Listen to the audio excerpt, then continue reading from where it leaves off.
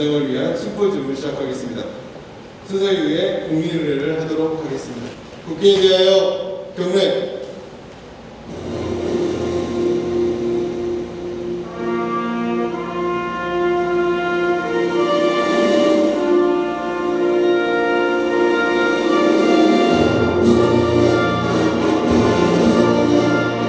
나는 자랑스러운 희극기 앞에 자유롭고 정의로운 대한민국의 무궁한 영광을 위하여 충성을 다할 것을 굳게 다짐합니다.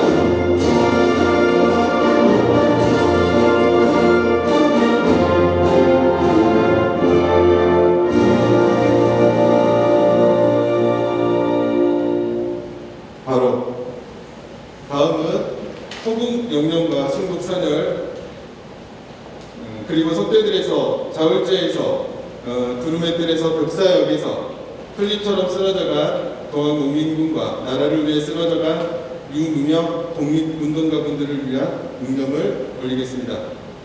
묵념.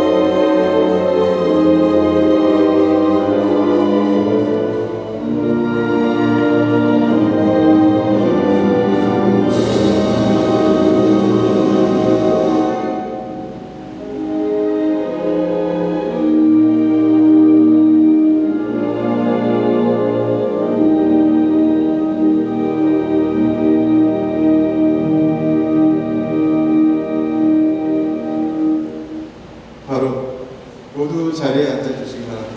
아쉽게 좀 군수님께서 일정 관계로 다시 못 오실 동화승에서 양해 말씀 드리겠습니다. 예비 소개를 간략하게 다 소개를 못 해드리는 양해 부탁드리고요. 소개하도록 하겠습니다. 의학자흥을 위해 애쓰고 계시는 그리고 반포 본정에도 자리 함께 하고 계시는 우상욱 자흥군의회 의장님 자리 함께 하고 계십니다. 고맙습니다. 다음은 최은하 군의원 자리 함께 하고 계십니다. 백강철 군의원 자리 함께 하고 계십니다. 위등군 군의원님 자리 함께 하고 계십니다. 축하드립니다. 다음은 문화원의 고모님들이 좀 몇 분 오셨습니다. 안강문에도 많은 기여를 많이 해주신 김병 고모님 자리에 함께하고 계십니다. 그리고 저 뒷자리에 김희용 우리 고모님 자리에 함께하고 계십니다. 그리고 이용권 전 국회의원이시면서 황해 독립운동기념 사업회 이사장을 맡고 계시는 자리에 함께하고 계십니다. 감사드립니다. 그리고 오늘 심포지움을 위해 멀리 내려오신 한시준 독립기념관장님 자리에 함께하고 계십니다. 큰 박수 부탁드리겠습니다. 홍순석 회동 안강문 연구회장님 자리에 함께하고 계십니다. 정말 많은 애쓰셨을 것 같습니다. 전 전라남도 문화재 전문위원회 김희태 선생님 자리에 함께하고 계십니다. 발표에 동행해주실 것 같습니다. 광복회 전남중부연합회 지회장님이신 양봉철 지회장님 오셨습니다. 이홍환 자흥이시 부문회장님 자리에 함께하고 계십니다. 그리고 영상에서도 보셨는데요. 위원장 후손이신 위정복 후손님도 자리에 함께하고 계십니다. 그리고 또 아까 나무문에도 영상에도 많이 나왔던 위성록 시종문화연구위원 자리에 함께하고 계십니다. 서울 사람인지 자국분이신지 너무 많은 왕래를 하셔서 이 남경문에 많은 기여를 많이 해주셨습니다.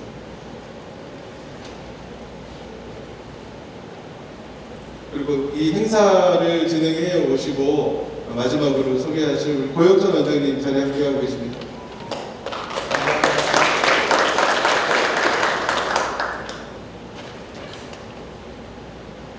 그리고 영상을 촬영해 주시고 함께 해주셨던 기병환 선생님도 좀 잘 행사를 해주시고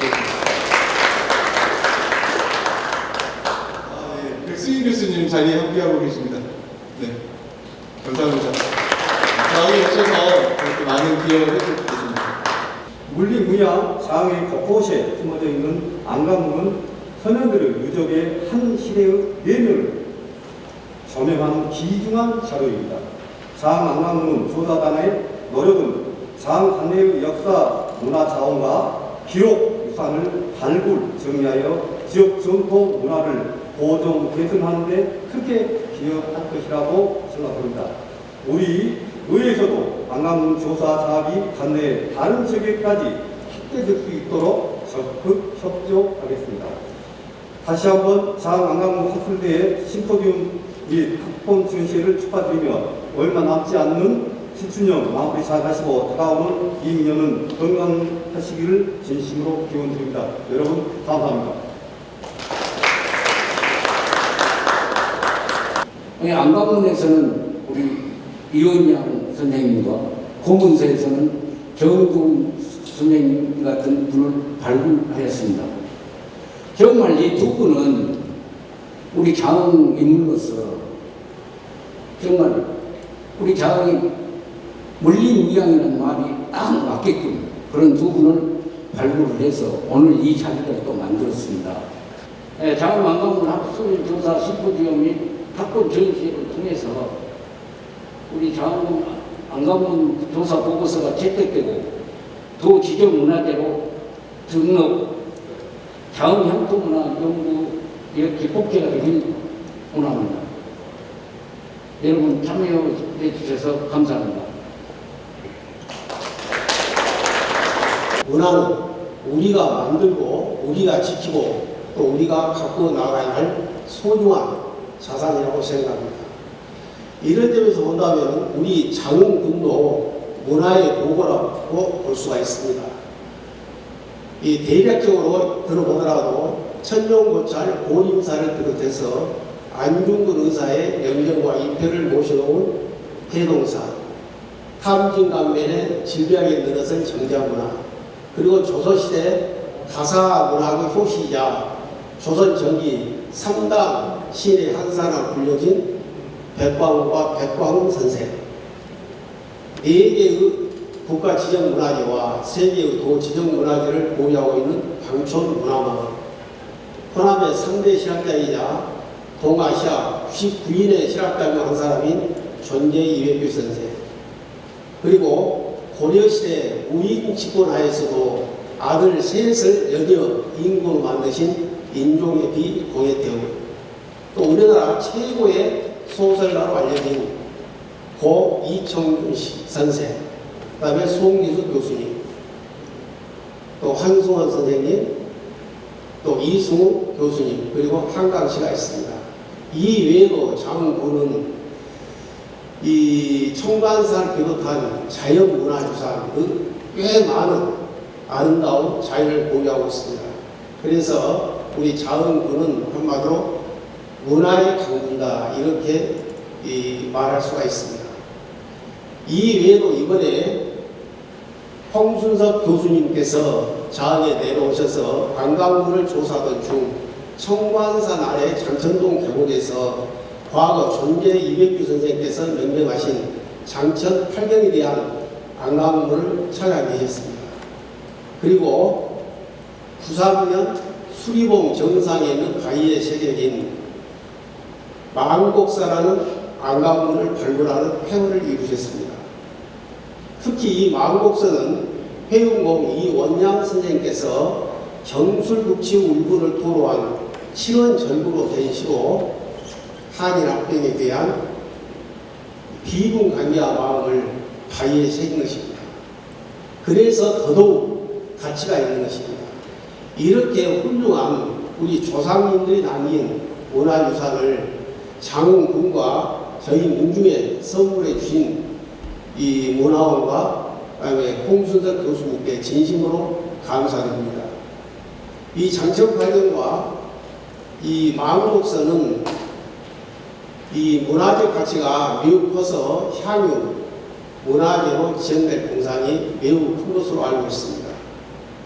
아무튼 이러한 좋은 선물을 주심에 대해서 다시 한번 이 자리를 빌어서 이 문화원과 홍준석 교수님께 감사의 말씀드리고, 또 멀리서 이곳까지 어려운 발걸음을 해주신 우리 이 한시중 이 독립기념관장님, 그리고 유상호 의장님, 그리고 고영천 문화원장님, 그리고 관계자 및 여기 모이신 예빈 여러분께 진심으로 감사드립니다. 이제 올해도 얼마 남지 않았습니다.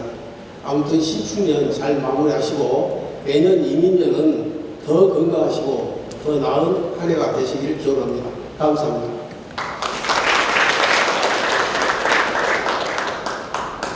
네, 감사합니다. 사실 이 안강문 심포지움까지 오기까지, 학술조사 심포지움 오기까지 많은 분들이 도와주셨습니다. 많은 사업들의 연관이 있었고요. 어렵게 했습니다만 많은 성과를 내고 있는 사업을 다시 한번 말씀드립니다. 구한말 의병, 구급지사 활동, 조사 현황 및 향후 추진 계획을 기조발전을 해주신 한시중 독립기념관장님을 모시고 듣도록 하겠습니다. 장에 내려오면서 두 가지 마음이 있습니다. 하나는 이 장흥 분들에게 부끄러운 마음이고, 또 하나는 학자로서 기쁜 마음입니다. 부끄럽다고 하는 것은 이 홍순석 교수로부터 장흥에 해은 위원장 선생이 경술국지 때 그 비군경 강개하는 것을 실어절구로 적어서 지어서 산 정상에 그걸 바위에 새겼다라고 하는 얘기를 들었습니다. 또 이 장흥의 은암 정두훈 선생이 경술국지 때 자기를 수록했다고 하는 얘기를 들었습니다. 이 위원장 선생, 정두훈 선생 이 역할이 대단히 큰 역할인데 지금까지 그걸 모르고 있었다고 하는 부끄러움이죠. 또 하나 기쁜 마음은 늦었지만 참 그 훌륭한 분들의 그런 업적이 이제 서로 발굴됐다고 하는 데 대해서 큰 기쁨입니다. 어제 장흥에 내려와서 동학문민국민기념탑하고 또 해동사하고를 다녔습니다. 어제 정종순 교수님께서 저한테 이 장흥은 의향입니다 그러시더라고요. 근데 전 여러 가지 느끼면서 이 참 장흥은 의향이로구나라고 하는 그런 생각을 했습니다. 그 의향, 또 의라고 하는 것은 평상시에 나타나는 것이 아니죠. 아주 위기의 시기에 나타나는 것인데, 우리가 1910년 나라를 빼앗기는, 또보다 다른 민족의 나라를 빼앗기는 그런 큰 국가의 수치를 겪었습니다.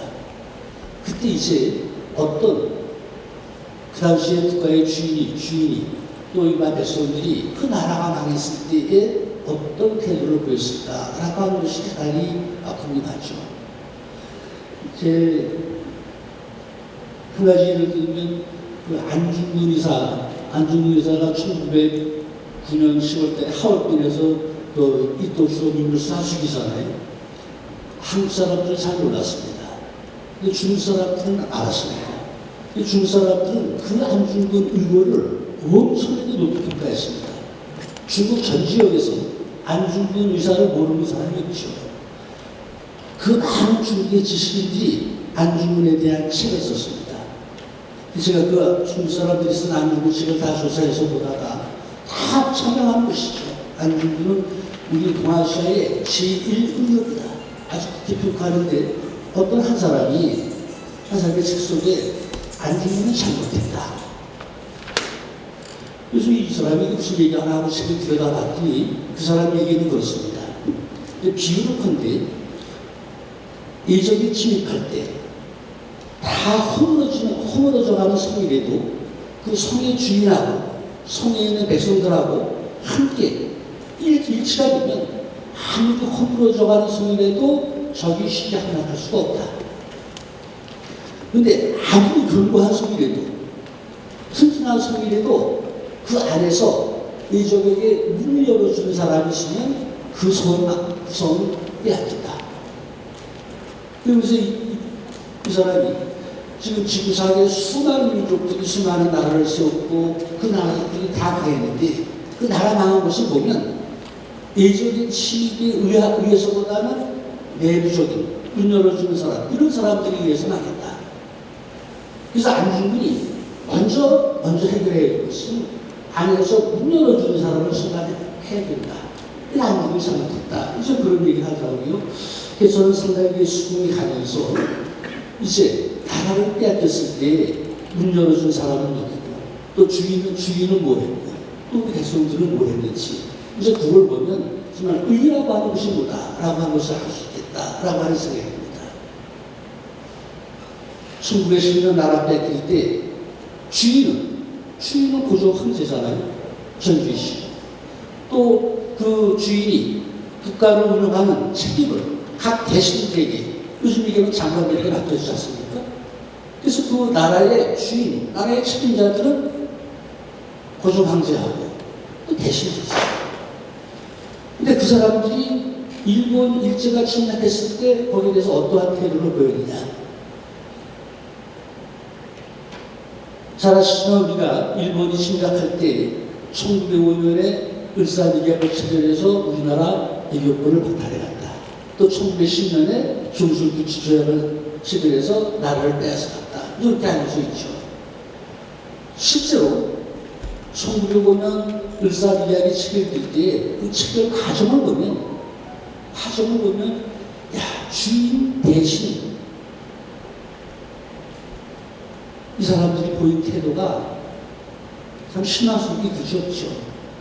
잠깐 말씀을 드리면 그 1905년에 대한제국을 일본이 이제 보호국으로 만든다라고 하는 것을 결정을 했습니다. 그래서 보호국으로 만들기 위해서 일본에서 청와의 정권 특사로 이토 히로부미를 파견합니다. 그래서 이토 히로부미는 대한제국을 보호국으로 만드는 조약을 일본에서 다 자기가 작성해가지고 옵니다. 이등반문이 작성할 때는 4개 조약이었습니다. 그래서 1905년 11월 9일 날 한양에 오고죠. 와서 먼저 청와대 정권 특사니까 와서 고종을 아련을 했습니다. 고종 아련할 때 이등반문은 그걸 고종에게 보여줬습니다. 그걸 보고 고종이 어떠한 대답을 했는지라고 하는 것은 기록에 남겨주셨습니다. 이등반문은 고종에게 자기가 정권 특사로 왔다. 자기가 온 임무는 뭐다. 라고 조약내용까지 다 보여줬을 테죠. 주인은 아무 얘기 없었습니다. 이토 히로부미는 각 대신들을 일본 공사관으로 부르기도 하고 또 손탑 호텔이라고 호텔로 자기가 부르기도 호텔로 불러서 각 대신들을 다 설득했습니다. 이토 앞에 가서 안 된다라 그런 사람 없습니다. 그래서 이등반문은 이제 이게 다 된 줄 알고 11월 16일 날 그럼 이제 조정에 회의를 해서 다 결정을 해서 알려달라. 그래서 11월 16일 날 오후 3시에 고종이 직접 순반하고 총리 대신서부터 8대신이 모여서 이등반문이 가지고 온 조약문을 가지고 회의를 했습니다. 회의가 3시간 이상 진행됐습니다. 그 회의에서 고종은 3시간 동안 한마디도 얘기를 안 했습니다. 대신들끼리 여러 가지 얘기가 있는데 고종은 그 자리를 떠나면서 여러분들이 잘 처리하시오. 고종은 나라의 운명이 결정되는 그 회의에서 아무 얘기도 안 하고 있다가 자기가 어떻게 한다라고 하는 얘기 안 하고 대신들한테 당신들이 위에서 잘 처리해라. 그리고 들어갔습니다. 그 회의가 끝나니까 이등반문한테 바로 보고가 됐죠. 그래서 이등반문이 와보니까 고종이 딱히 결정한 게 없습니다. 그래서 이등반문이 고종을 마련을 하자고 그때 고종은 자기가 몸이 불편하다고 해서 면회를 거절했습니다. 그러니까 이등반문 여덟대신을 막놓고서 이제 회의를 하죠. 그래서 회의할 때 이등반문이 여덟대신들에게 결과가 어떠냐. 그러니까 총리 대신 한규석이라고 하는 분이 우리 대신들은 황제한테 조약을 체결해서는 안 됩니다. 라고 말씀을 올렸습니다. 한규석이 그렇게 결정한 일이 없죠. 근데 이등반문한테 그렇게 얘기를 했습니다. 그랬더니 이등반문이 그러면 이 총리 대신은 각별히 모셔라. 그래가지고 군지 가서 모셨죠. 감금을 시켰습니다. 그리고 이제 나머지 대신들한테 협의해가지고 협의했습니다. 그 대신들 중에 그걸 강력히 반대한 사람이 없습니다. 소극적으로 반대한 사람은 2사람이고 나머지 5명이 찬성을 했죠. 그 찬성한 대신들을 우리가 을사오족이라고 하는데 우리는 그것만 알고 있죠. 그 논의 과정에서 농사공부 대신이었던 권중현 대신이 그래, 지금 일본이 우리나라의 인력권을 가져가고 일본 사람이 통감으로 와서 우리를 통치한다고 한다. 좋다.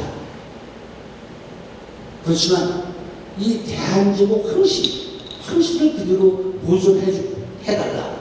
그래서 그걸 조약문에 써달라.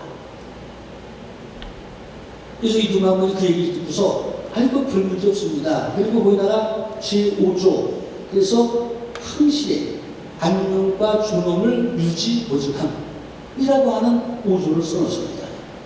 그래서 우리가 보통 을사오주야 그렇게 전에 그렇게 알고 있었잖아요. 이 얘기는 무슨 얘기냐면 나라 주인도 그렇고 대신도 그렇고 황신만 건드리지 않으면 나라 방카 가져가서 좋다. 그분들의 태도가 어떻습니까? 더군다나 1910년 경술국지 때도 조약을 맺었습니다. 조약 내용이 모두 8개 조약입니다. 제1조는 한국 황제폐하는 일본국 황제폐하에게 한국에 관한 통치권을 완전 또 영구히 일본국 황제에게 양용함. 제2조는 일본국 황제폐하는 한국 황제폐하가 양용한 것을 수락함.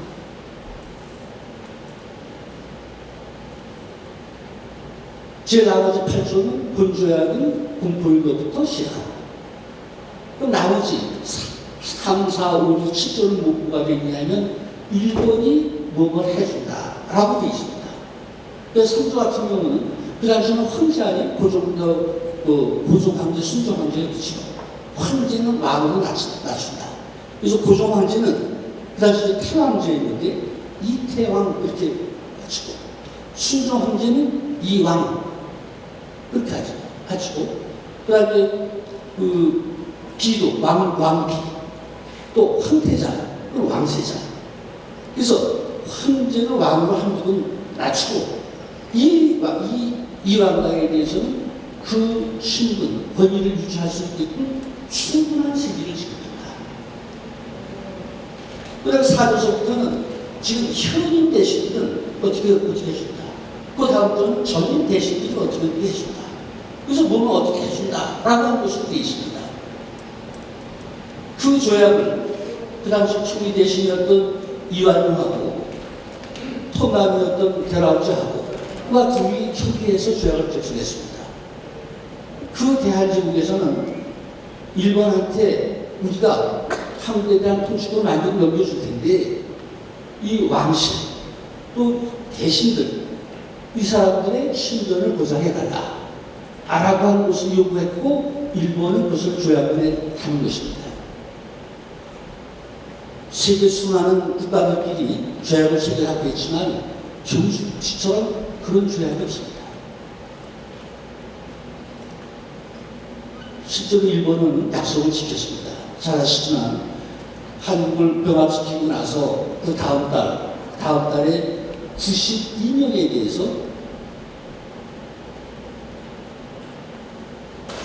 귀족자표를 줬습니다. 일본이 귀족국가 아니에요. 그래서 92명에 대해서 다 자기를 수혜했습니다. 그 자기라고 한 것은 일본의 주적입니다. 그래서 한국의 주인, 대한민국의 주인, 대한민국의 관리들은 대한민국의 주인이 관리였다가 일본의 주적이 된 것이죠. 그 사람의 신분을 거의 변동이 없습니다. 자기의 신분을 보장받고 나라를 팔아먹은 것입니다.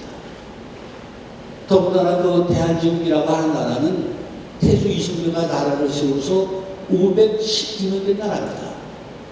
519년 된 나라가 망하는데 그 주인, 그 책임자들이 보이던 태도가 그렇습니다. 그럼 일반 백성들은 어떻게 했느냐? 일반 백성들이 보인 태도는 여기 장국에서도 도항민군이 실후 급전을 했다고 그러는데 그것이 이제 도항민군 제2차 공기죠. 제2차 공기는 잘 아시지만 일본군이 도항민군을 진압한다고 들어왔다가 도항민군들이 해산되니까 일본군이 1894년 가보면에 그 금복궁을 쳐들어갔습니다. 그 금복궁을 쳐들어가서 그 당시 고종을 왕위에서 뻗어내리고 대원군을 갖다가 왕력을 타게 했죠. 그리고 친일적인 인사들로 내각을 구성했습니다. 그래서 이제 강원대국을 수행한 것이죠.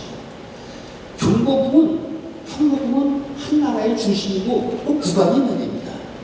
그 일본군에 들어가서 국왕을 끌어내린다. 그러면 나라가 망한 거나 마찬가지죠. 그때 이 전라도의 도항민군들이 그 일본군을 쫓아내겠다고 그래서 다시 봉기해서 상류에서 봉기해서 서울로 쳐들어가다가 그래서 공주에서 일본군을 만나서 전투를 벌이는데 우험치죠.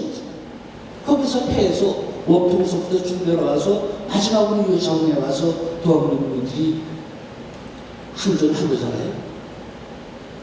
그 우금치서부터 이 자원까지 내려오면서 수많은 전투에 도항민군들이 엄청나게 많은 사람이 희생을 당했죠.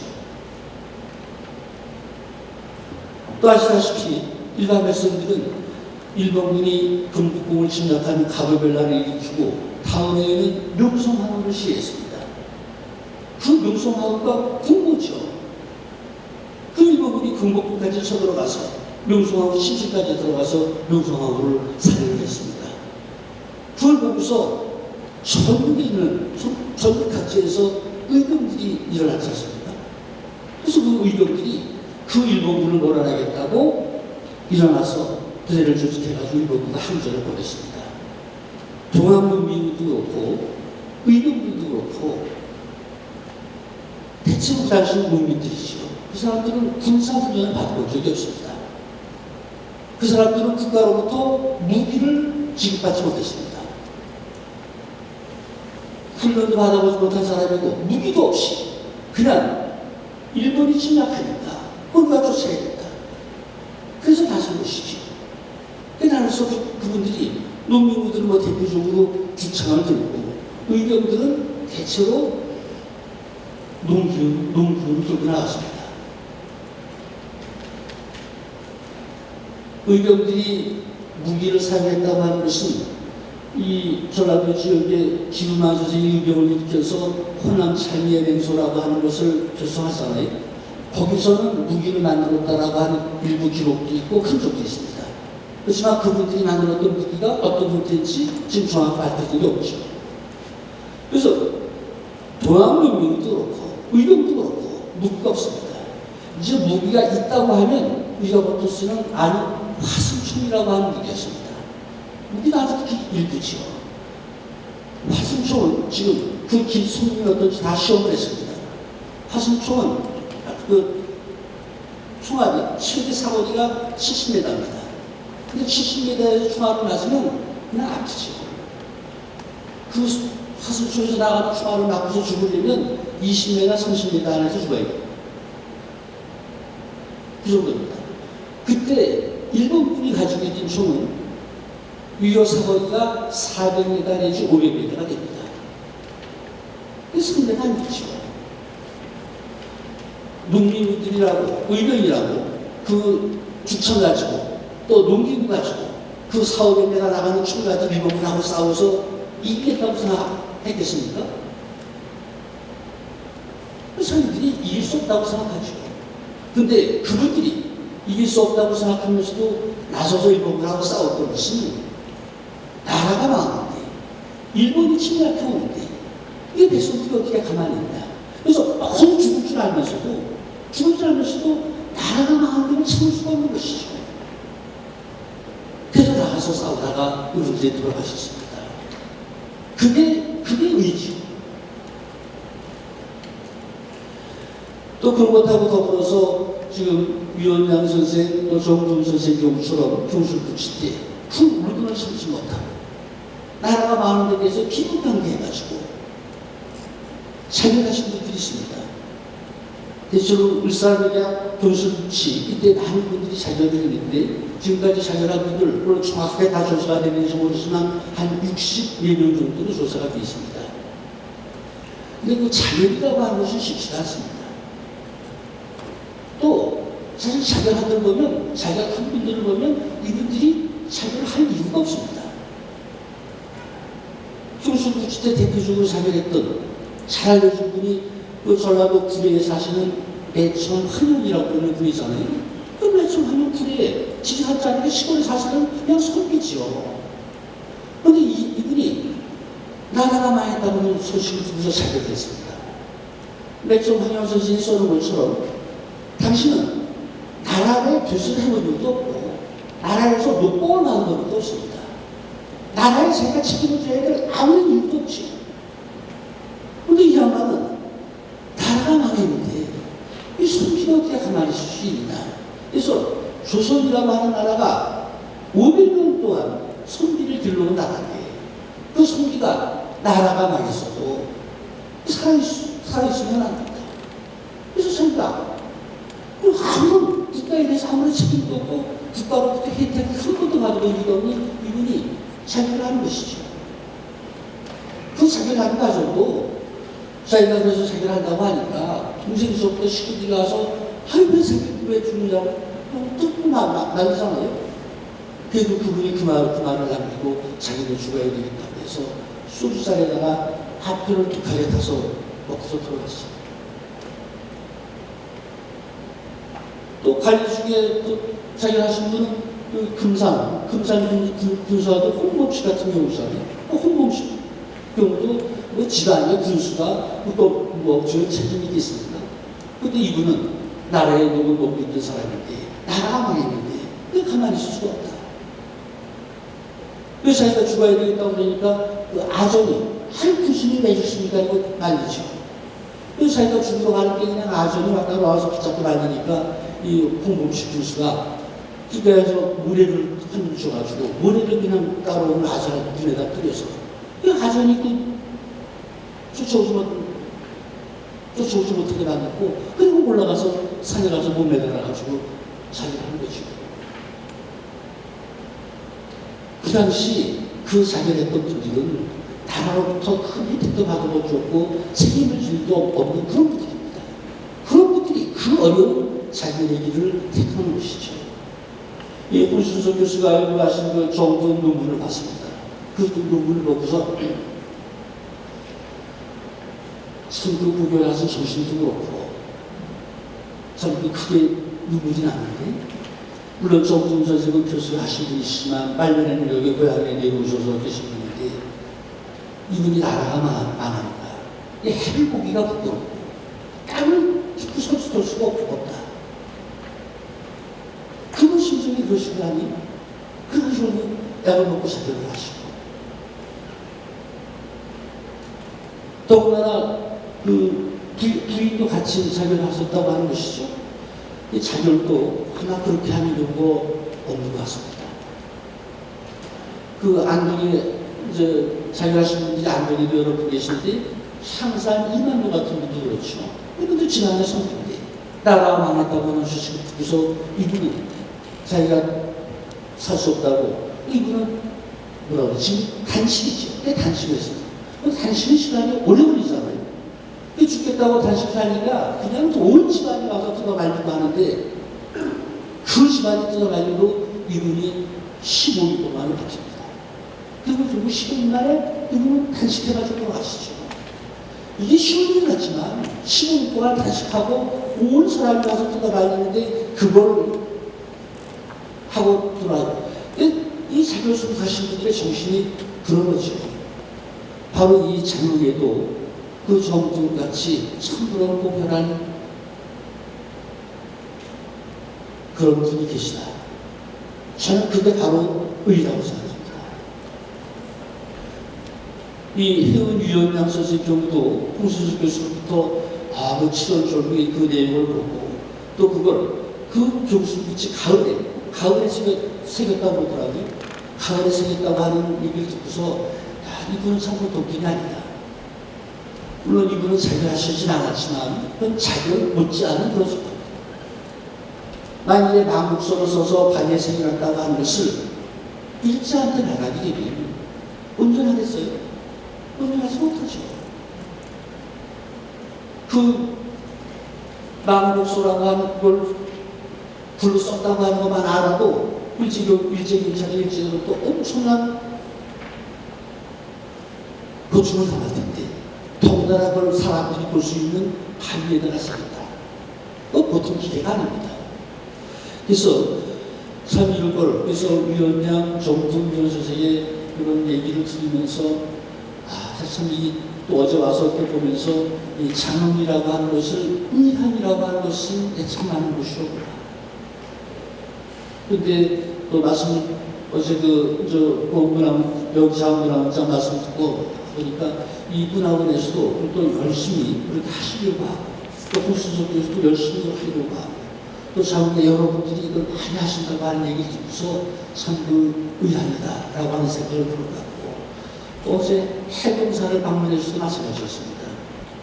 저는 이 장흥에 안중근 사당이 있다고 해서 이 장흥은 안중근 사하고 아무런 관련이 없는 곳인데 왜 여기 안중근 사당이 있을까 생각이 의아했습니다.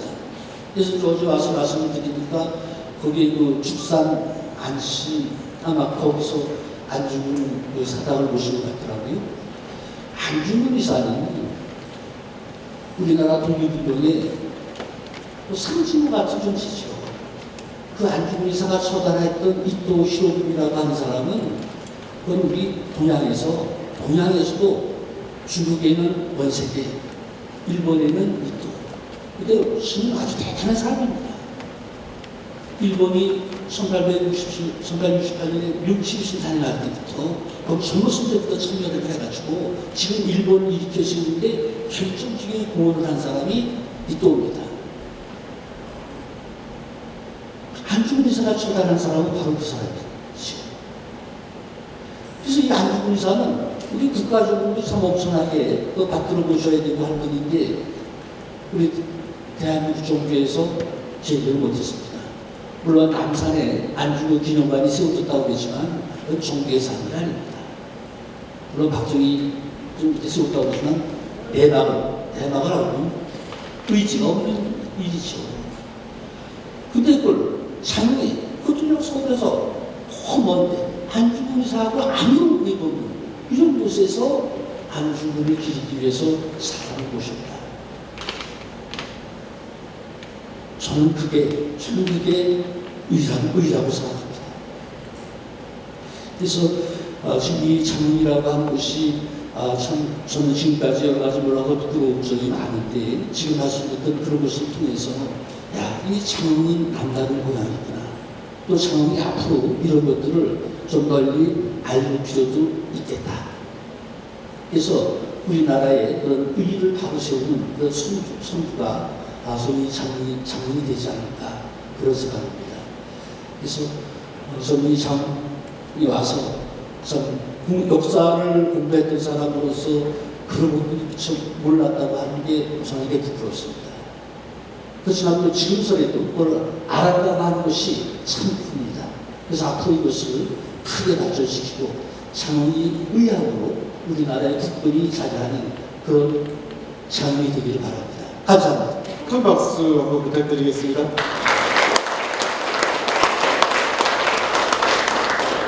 여기 어르신들 계시고 선배님 계시는데 제가 발표자라고 나서기가 좀 어렵습니다만 또 요청이 와서 수락을 했습니다. 문화원 집합과 해당 안동만 이후에 또 자원군 그리고 국립기념관 여러 감사드립니다. 제가 준비한 거는 물리무양 자원의 경승과 유적지 이렇게 했습니다. 그래서 처음에 얘기를 할 때 좀 뭐 다른 제목이 논의가 있었는데 나중에 이제 이렇게 저한테 부탁이 와서 그냥 뭐를 해야지 이제 그런 생각을 하다가 정리 끝났습니다. 발표는 발표 여기 있기 때문에 나중에 좀 통과시면 그것을 요약해서 준비를 했습니다. 그래서 경승, 경관, 사적, 무적, 명승 이런 말이 있기 때문에 이런 말에 대해서 간단히 정리를 하고 두 번째는 명승이 천관산이 명승이 지정이 됐는데 그 명승이라는 것이 어떤 것이고 어떤 대상을 이렇게 봐야 되나 이제 그것을 조금 정리를 해봤습니다. 그래서 문화의 눈으로 자연을 보다 보는데 보통의 문화하고 자연하고 좀 구분되는 개념으로 봐서 명승하고 천연 기념을 이렇게 많이 나갑니다. 예를 들면 여기 엇불산 같으면 엇불산 그걸로 하면 자연 자체이기 때문에 며느리 바위나 이런 것들이 천연 기념으로 되어 있는데 엇불산의 며느리 바위 그러면 이미 사람하고 관련된 문화가 연결이 되고 사람은 눈으로 봐서 며느리 바위고 전설이 있는 겁니다. 그런 경우는 명승이라는 개념으로 지금 문화재에서 설명을 하고 있습니다. 그런 개념을 조금 설명했고요. 세 번째는 그러한 명승의 시각으로 우리 주변의 것들 아니면 자연의 문화, 자연 유산들을 그렇게 봐보자. 문화와 사람 눈으로 또 역사 눈으로 이렇게 봐야 그러다. 그리고 이제 우리 자흥의 브랜드로 알리는 게 구경, 구미, 국품이 있는데 예를 들면 그 구경에 1번이 청관사고 마지막에가 고림사가 나옵니다. 그래서 그건 이제 그 문화하고 자연을 대표한다고 볼 수가 있는데 거기에 있는 9가지를 이런 명승이나 문화의 눈으로 다시 한번 보면 어떨까 이런 생각을 해봤습니다. 그래서 네 번째 같은 경우에는 앞에서도 인사말이 많이 나왔지만 물림의향이라고 하긴 하는데 그 후경의 9가지 제목으로 봐서는 물림의향이라는 것을 읽어낼 수가 없습니다. 제목으로만 봐서 설명을 하면은 분명히 나오겠지만 그래서 어떤 지역을 알리고 브랜드를 하더라도 또 이름을 하더라도 그것들이 제목에서부터 그런 걸 느낄 수 있게 그래서 분명히 적어봤습니다. 경승은 뭐 경치 좋은 것, 자연적인 의미고 보통 경관이라고 많이 부르는데 그 다음에 유적은 역사, 인간, 문화활동으로 남겨진 흔적 그래서 경승과 유적이 구분되는 개념 같은데 천관산의 장천동의 탈경 이러면 경승이면서 사람이 남긴 흔적으로서 유적이 되는 겁니다. 그래서 그런 것들을 포함해서 사실은 천관산이 천연기념물이 아닌 명승이 되어 있거든요. 그래서 그 다음에 이제 안강물 관련해서 경승과 유적들을 좀 확대 해석을 해보자. 문화재 보호법에서는 이제 이런 종류를 기념물로 나누고 사적지와 경관과 자연현상으로 나눕니다. 그 중에서 국가문화재가 되면 사적지는 사적으로, 경관은 명승으로, 자연현상은 천연기념으로 이렇게 되는 겁니다. 그래서 천관산 같은 경우도 천관산에 여러 가지 이 토르라든지 바위라든지 이런 것을 중심으로 지질 자연사로 보면 천연기념물로 해야 되는데 거기에 사람이 있고 이야기가 있고 1640년에 뭐 천관사부터 지대지나 이런 것들이 보통 포괄되기 때문에 그것을 명승으로 이렇게 지정한 것입니다. 그래서 그 사적보다는 이 경관 관련해서는 명승을 볼 수 있다고 작년 12월 달에 그 문화재 지정 기준을 구체적으로 이렇게 다시 한번 했습니다. 그래서 이 기준에 따라서 명승은 국가지정 문화지만 그 명승을 보는 관점으로 우리 지역의 역사나 문화 현장들을 다시 보면서 경우에 따라서는 지방문화재, 도에서 또 경우에 따라서는 국내에서지만 한토문화재 이렇게 해서 지정도 하고 관리를 해보자. 그렇게 그 다음에 이제 문화원으로 자연을 보다 이렇게 했습니다. 문화재 보호 부대 명승의 유형별 기준이 전에는 한 20가지가 나열이 됐습니다. 나열이 됐는데 그 나열한 것을 나눠가지고 자연명승, 역사문화명승, 도감명승 이렇게 세 가지로 나눠서 한 30개를 10개씩 뭐 5개씩 이렇게 나눠놨습니다. 전에는 이 구분이 없이 한 30개가 나열이 되어 있었거든요. 그래서 자연명승은 그대로 자연물, 뭐 산지라든지 증명한 서식지구락조, 일출락조. 그러니까 일출락조 같은 경우도 경관이 좋은 지역에 일출락조가 좋은 지역을 지금 문화재로 지정을 하고 있습니다. 그래서 우리 구경의 소등섬 같으면 이 개념에 의해서 문화재의 명승 어떤 그런 차원에서 볼 수도 있다는 얘기입니다. 그 다음에 저명한 서식지 내지 군락지가 있습니다. 서식지는 철새들이고 새들이고 군락지는 특정한 종목의 그 나무라든지 뭐 숲이라든지 이런 게 있습니다. 예를 들어서 청관산 동백숲 같으면 보통 천연 개념으로 생각을 하는데 이 개념으로 하면 우리나라에서 다양한 20헥타르가 넘는 동백나무 숲 군락지라는 개념으로 하면 명승의 개념으로 문화재를 볼 수가 있다는 얘기입니다. 그 다음에 역사문화 명승입니다. 자연과 조화하는 문적 가치가 있는 어떤 인공이 가해진, 그래서 젊은 원예린, 또 사찰 근관,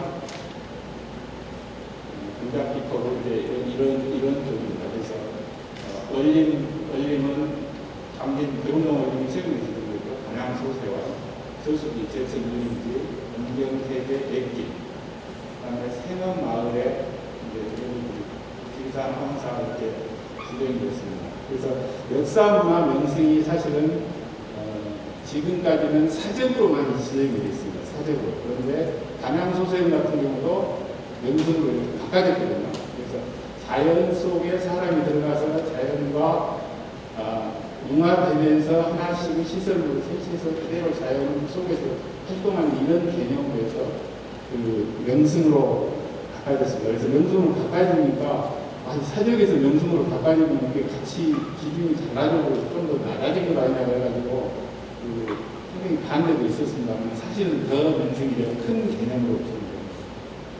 그 다음에 도감명승입니다. 자연이 뛰어난 경치에 인문적 가치가 부여된 자연물. 그러니까 그 자연을 아까 소세원 같은 경우도 이런 개념에서 볼 수도 있습니다. 그래서 이런 개념이 우리가 이 동천이라든지 승관산 동천 나오고 고곡이라든지 장천동 팔곡 고곡이 이게 있는 거죠. 그래서 암벽이나 이런 것이 있으면서 인문적 가치가 부여된 팔경이나 고곡이네. 그 다음에 조금 전에 말한 옥불산 며느리가 같이 구전등과 같은 지역명한 민간명승 배경이 되는 자연경관. 그러니까 저게 꼭 문화재로 지정이 될 수 있다가 아니고 옥불산의 며느리가가 사람 눈으로 보고 전설이 있는 현장이기 때문에 명승의 개념에서 도감명승의 개념으로 우리가 볼 수는 있다. 이런 얘기입니다. 그래서 그 명산 개념으로는 천관산, 또 암벽, 동천구고, 해양구고, 포 이런 것들이 이미 이제 국가지정문화재 명승으로 지정이 되어 있습니다. 그래서 명승의 눈으로 자음을 읽어보자 이렇게 했는데 우리 이제 자음 천관산이 금년 3월달에 지정됐습니다. 그래서 오래전에 사실은 문화재청에서 검토를 한번 했었는데 그때 바로 좀 이어서 군이나 이렇게 했으면 되는데 그때 아마 못했었던 것 같아요. 저도 이제 그 업무를 직접 맡고 있었지만 또 전체적으로 하다 보니까 사실은 자원 그때는 제가 뭐 계속 하지를 못했습니다만 2018년에 마치 이제 예산이 써가지고 역사, 지질, 경관, 또 유적인물, 또 향촌사회, 마을 건축, 지정가치, 사진, 또 어르신들하고 저기 모시고 해서 사실은 이제 금년에 지정이 됐습니다. 그래서 이제 지정 기념식을 최근에 몇 개 했다고 했는데 그럴 때 이제 이런 조사팀들도 소식을 알았으면 좀 좋겠다 그런 얘기가 들었습니다. 네, 그때 이제 들어이어서 우리 마동욱 작가가 지금 사진을 찍은 것이고 안산 옥상소에서 저기 내려오는데 문화재청에서 2013년에 전국의 명승 자원을 조사를 했는데 11개소를 조사를 했습니다. 그래서 우선 지정할 것을 거기서 5개를 고르고 6개를 추후에 지정할 만한 의미가 있다. 그래서 기초조사를 하는 데가 이 6개 중에 자연 청관산이 2013년에 들어갔었습니다. 그런데 그 뒤로 바로 이렇게 좀 여기서 자세한 조사를 하고 이렇게 했으면 좀 더 빨리 알려지고 빨리 있었을 것이다. 이제 그런 얘기하고, 이 화순 부동산 이 주산면이나 지공노조 같은 경우는 여기에 들어갔습니다만은 군에서 그냥 아주 그쪽으로 잘해서 여기도 빨리 2018년 지정이 됐습니다. 그래서 관심을 갖고 적극적으로 추진하면 더 빨리 이렇게 됐을 수도 있었다. 2008년에 문화재청에서 또 명승 자원조사를 했는데 그 조사단이 이렇게 90여 군데를 선정을 했습니다. 그리고 문화재청에서 정자, 무정, 가상화, 원림에서 별도로 여기는 좀 같이 조사를 해보라고 15개를 선정해서 전체 93건으로 해서 이 중에 20개소가 어느 정도 가치가 있다고 되어 있는데, 자흥의 고추정원과 영호정 원림이 문화재청에서 정자무정 선정한 게 사실 들어가 있었어요. 그리고 최종 이 20개 중에서 최종 이제 12개인가를 골랐는데 그때는 이제 여기가 들어가지는 않았지만 이제 이런 우리 자흥의 이런 자원 부족인 이런 평가를 좀 받은 적이 있다.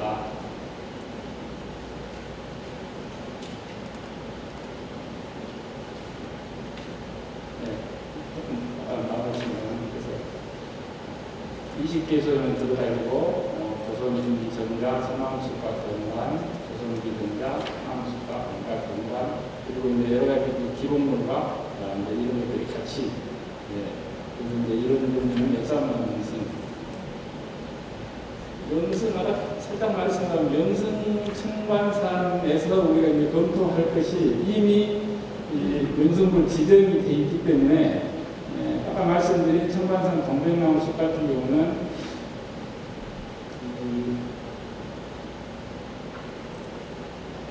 산림유전자원 보호림, 또 국가산림문화재산, 상당히 평가를 많이 받고 있습니다. 그래서 청관산이 이 상부에 이렇게 지정이 돼 있으면 이쪽에 동백나무가 숲이 있기 때문에 구역을 확장해서 명승으로 지정하는 방법이 있고, 여기는 청관산 1, 청관산 2, 동백나무 숲 이렇게 가지번호를 부여하는 방법도 있습니다.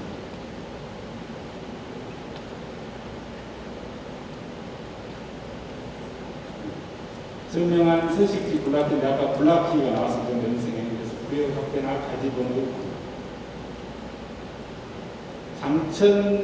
장천동 8경, 장천 8경, 안강릉 같은 경우에는 이미 뭐 다음에 또 자세히 설명 되겠지만은 동천과 고곡 등 도감유산센터가 있습니다.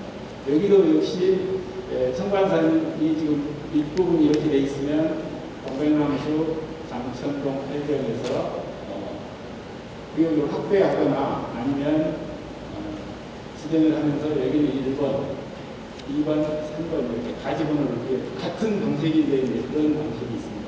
그래서 그렇게 해서 요건이 된다면 명산으로 된 청관산, 국악적으로 청관산 동백나무숲, 동천과고곡, 도감유산센터 등 다양한 의미를 부여할 수 있고 자원의 어떤 상징을 삼을 수 있을 것 같습니다.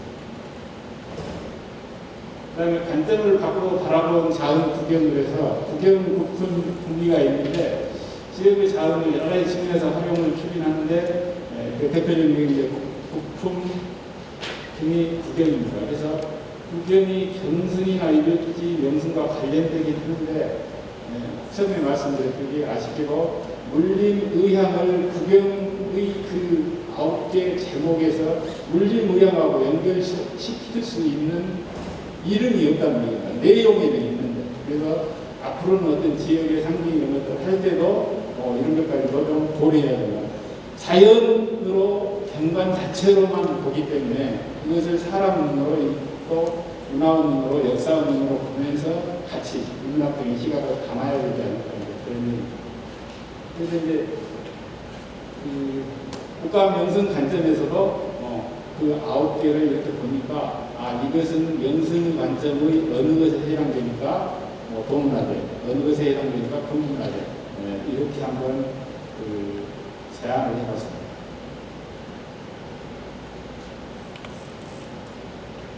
다음 온천 민원식. 선관산, 우드랜드 제암산, 전망대, 선악동, 소금선, 한림강, 서울시장, 보림산. 선관산 자연과 보림산 문화로 이렇게 있는데 이 9개의 제목에서 사실은 물림의향을 좀 낼 수 있었으면 좋겠다. 부품이나 구미는 음식이라든지 이 대개 특산물이기 때문에 거기에다 담을 수는 없지만 그 경에 사실은 물림의향을 담아야 되지 않을까 하는데 선악동 마을 같은 경우는 자연과 조화를 이루는 인문적 가치가 있는 이분들이 마을에 그래서 역사망 연승의 의미가 있고 또 여러 가지 그 전설이나 이런 것들이 있기 때문에 그 다음에 정남진 편백숲 우드랜드로 정면 불락지 생활이나 생업과 관련된 인공입니다. 그리고 제암산 같은 경우는 자연 연승 그리고 철쭉대는 아주 유명한 거예요. 철쭉대로 보면 또 불락지 이렇게 해서 연승 개념으로 볼 수가 있겠다. 그 다음에 정남대는 후렴 자체는 얼마 되지 않겠지만 정남진이라는 그 역사성을 이렇게 담고 있기 때문에 명소 그리고 현대문화유산 개념으로 요즘에는 미래유산 제도라는 게 많이 있습니다. 그래서 앞으로 언젠가는 문화재로 이렇게 될 만한 것 그리고 문화재로 될 수 없지만 많은 주민들이나 사람들이 추억과 기억이 서린 곳 예를 들면 광주 같으면 광주의 우다방으로 목치고 앞에 다방은 없어도 우다방이라고 합니다. 그거는 문화재 지정될 수가 없지만 사람들 가슴 속에 광주 사람이면 다 있는 모임 장소이기 때문에 이것을 상징적으로 미래유산으로 하고 문화재로 이렇게 지정하는 제도가 서울시를 비롯해서 전국에 11군데가 있습니다. 그래서 장 같은 경우도 이런 것을 조금 해봤으면 그런 생각을 했습니다. 미래유산. 국민의 감성과 기억이 담겨있는 근현대 시기 건설 제작 형성된 문화유산과 자연에서 아우러서 미래세대에 전승하는 한 충분한 가치가 있다고 인정된 유산 이런 개념으로 원래의 지정문화재나 등록문화재하고는 다른 개념으로 이렇게 하는 경우도 있습니다. 그 다음에 이제 탐진강입니다. 탐진강 자체도 뭐 자흥의 상징인데 울축지하고 관련되고 원래는 예양강 수령천이었습니다. 그 수령천은 고려시대 자흥에 있던 큰 이름입니다. 그리고 우리 이제 자흥이시 많이 계시는데 원래는 수령이 원투에서 전에는 수령이시라고 그랬고요. 그만큼 역사성을 담고 있습니다. 그리고 예양강 같은 경우는 동쪽에서 해가 뜨면 여기서 반짝반짝 빛이 난다고 해서 빛날 애자를 써서 예양강 이런 것이 있거든요. 그래서 이게 이제 경관이면서 우리 자흥의 어떤 중심이나 정리가 녹아들어있다. 그래서 자원 구경은 청관산을 처음에 올리고 보림사로 나가는 저는 이 이경이 자원을 대표한다는 의미로 볼 수도 있겠다. 자연 명성도시의 청관산, 사찰 경관을 쌓아나가는 명성도시의 보림산. 그래도 조금은 아쉬움이 많습니다. 물림의향이라는 자원의 상징어가 낱낱이 구경 명칭에서 잘 키워지지 않아서입니다. 구경의 경을 자연물로서는 인식하고자 하는 사정이 되었을 수도 있습니다. 문화의 관점에서 사람이 중심이 되는 시각으로 다시 읽어보면서 명칭에서부터 지혜를 모아야 되는가 이런 생각입니다. 그래서 지금까지 말씀드린 것을 정리를 하자면 문화재는 유형, 민속, 기념물, 무형 이렇게 4가지로 나누는데 이 기념물이 아까 유적과 경관과 자연입니다. 그래서 유적이 도에서 지정이 되면 그대로 기념물이라고 하고 또 경관도 그대로 기념물이라고 하고 자연도 그대로 기념물이라고 하는데 국가 지정이 될 때는 명승, 사적과 명승과 천연기념물을 이렇게 나눠줍니다. 그리고 무형문화재가 있고요. 그래서 여러 가지 사례들을 몇 가지 해봤는데 사실요 밑에 가지고 들어있습니다. 그래서 안강 같은 경우는 여기에서 어떤 종류에 해당할까 이렇게 표시를 해놨는데 좀 밀려버립니다. 서예라든지 예술 작품, 글씨, 예술 작품 자체로 보면은 이건 유형문화재라고 합니다. 똑같은 안감문이고, 그 다음에 이제 민속문화재는 그 내용이 민속이나 생활사나 주변 신앙이나 이런 것하고 관계된 내용으로서 추정하면 민속문화재로 지정할 수가 있습니다. 그 다음에 이제 기념물 중에서 그 유적 같은 경우에는 그것 자체가 장소라든지 역사성이라든지 의미라든지 이런 것이 있을 때는 사적으로 지정되고 보호문화재로 지정되는 기념물입니다. 예를 들어서 망곡서라든지 이런 경우는 기념물 성격에 해당한다고 볼 수가 있습니다. 서예 작품 자체로보다는 그 의미와 장소가 중요하기 때문에. 그런데 명승이라는 큰 시각에서 보면 그것이 똑같은 기념물이어도 명승에 해당될 수도 있다는 얘기입니다. 그래서 천관산 장천동의 장천동과 장천동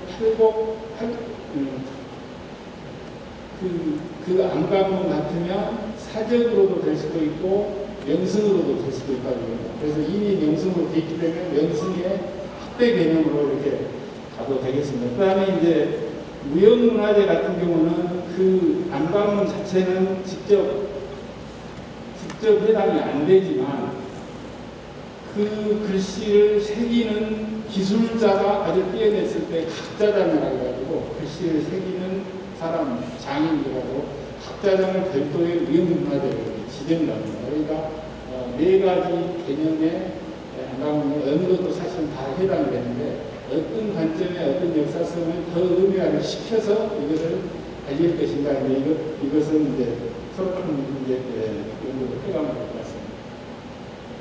그래서 방금 말씀드린 것을 다시 표를 만들어 보면 군에서 하는 이 획토유산은 이게 이제 구분 없이 그냥 자원의 획토유산을 이렇게 지정하고 있고요. 등록문화재라는 것은 도에서 등록하는 것, 국가에서 등록하는 것. 이것도 무형문화재에 해당이 안 되고 나머지 세 가지는 똑같습니다. 그 다음에 전라남 도에서 하는 것은 문화재 자료가 2등급이라면 이 개념이 1등급입니다. 그래서 서예라든지 예술작품으로 보면 전라남도 무형문화재, 신앙이나 이런 걸 보면 전라남도 무형문화재, 역사성이나 장소로 보면 전라남도 기념물. 그래서 남곡서나 장천동 같은 경우는 이 성격에 제일 가깝고, 이제 연대라든지 여러 가지 뭐 조사라든지 이런 거라고 해서 약간 그 시기라든지 이런 차이가 있다 그러면 문화재 자료에 들어옵니다. 예를 들면 여기 있습니다. 그 내항비리 같은 경우에 1430년이면 엄청 빠르거든요. 600년 가까이가 됐는데, 근데 전남에 있는 내항비가 이보다 연대도 빠르고 글씨 내용도 많고 더 역사성이 있는 것들이 많아서 그것은 기념물로 등급되고, 여기는 기념물보다 약간 등급이 낮은 문화재 자료로 사실 지정이 해놨습니다. 제일 늦은 시기의 안감문이거든요. 내항비 쪽에서는. 그래서 그런 차이가 좀 있습니다. 그리고 이제 최상위급이 국가지정문화재인데, 국보본들은 유형문화재, 민속문화재, 사정명세 책임문화, 기념물, 국가민물 이렇게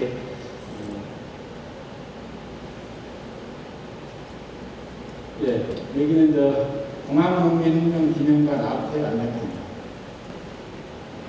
국민 부품. 여기까지 같이 설명을 드렸는데요.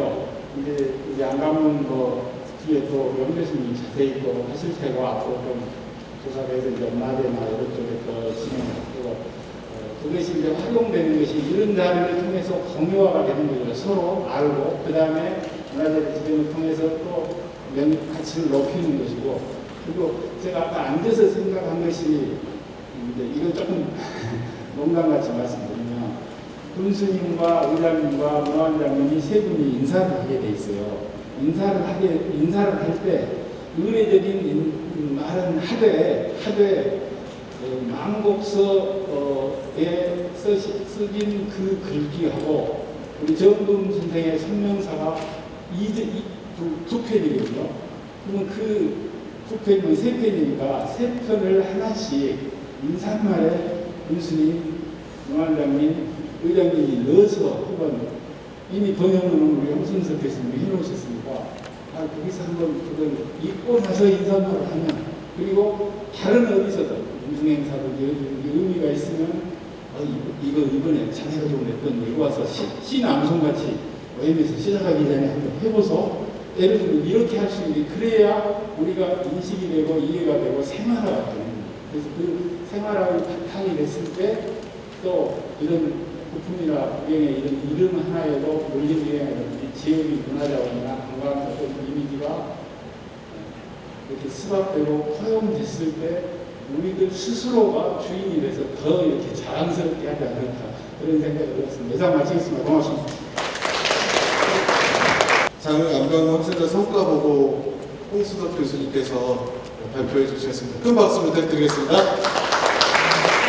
장흥은 물림의 고향, 또 의향의 고향, 뭐 이렇게 말씀들을 하는데 제게 있어서는 거기에 하나 더 추가하고 싶다면 장흥은 사람들의 만남의 인연의 땅이 아닌가 이랬 싶습니다.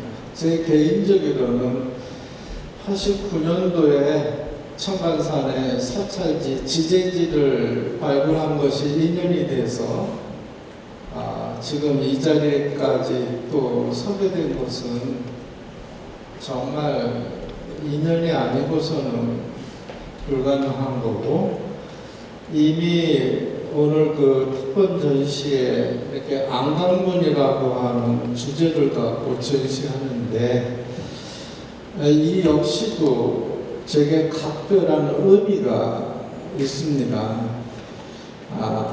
처음에 청간산 관산마을 보린사, 제가 처음 장흥에 온 이유는 보림사의 비석 금속문을 탁본하기 위해서 왔었고, 학생들과 함께 사다리를 놓고 89년도에 그 비석을 탁본한 것이 제게 아주 기억이 새롭습니다. 오늘 제가 말씀드리는 자리는 성과 보고이고, 또 향후 오늘 여기 계신 분들의 힘을 실어서 우리가 어떻게 이 일을 또 마무리할 것인가를 부탁드리고 또 감사의 말씀을 드려야 하는 그 장소 같습니다. 정말 저는 이 자리에 서면서 벅찬 마음을 가눌 수가 없는데요. 우리 바로 앞서서 독립기념관의 한시중 관장님이 연말 여러 가지 보고사항도 많고 가장 바쁜 때인데 이 장흥 땅에 와서 이 해동사라든가 해운 운항 이분들의 사적을 이렇게 현장에서 확인하고 또 깊게 인식하고 있다는 자체가 중요한 것 같습니다. 이제는 이 장흥 또 전남의 관심사만이 아니라 국가의 관심사로 확대될 수 있는 장이 바로 오늘이 아닌가 이래 싶습니다.